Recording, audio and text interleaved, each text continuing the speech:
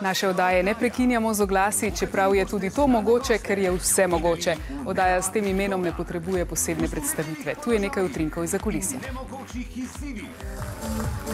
Dobar večer, dragi gledalci. Kdor čaka, to čaka.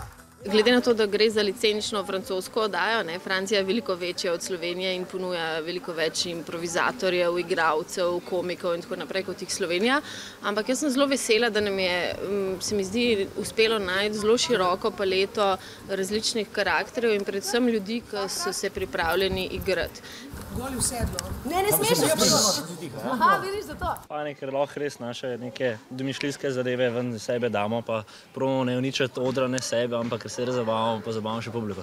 Tukaj je bolj poanta v igricah, da je čim bolj mi smešni izpademo, da se nam lahko ljudje nasmejijo in vsako, kar sem jaz razmišljal, res v bistvu to je ena redkih zabavnih oddaj, ki je zabavna, poleg Ribiča Pepeta. Bojan Emeršič!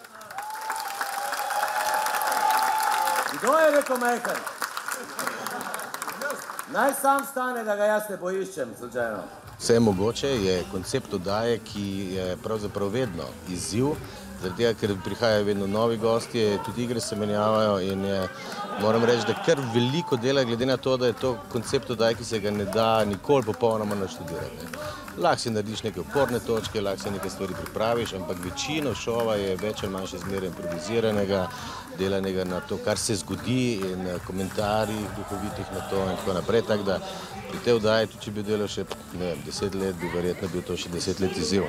Nikoli to ni čista rutina, ne more biti. Gremo 2, ker damo luč, damo 6, 1, 2, zdolj, gremo 8 in gremo 4 džingl. Je pa oddaja zelo hitra, zelo dinamična in v bistvu od mene kot režiserja zahteva v bistvu vse skozi biti pozoren, biti buden in paziti mogoče na te zanimive cukrčke, ki se zgodijo v danem trenutku.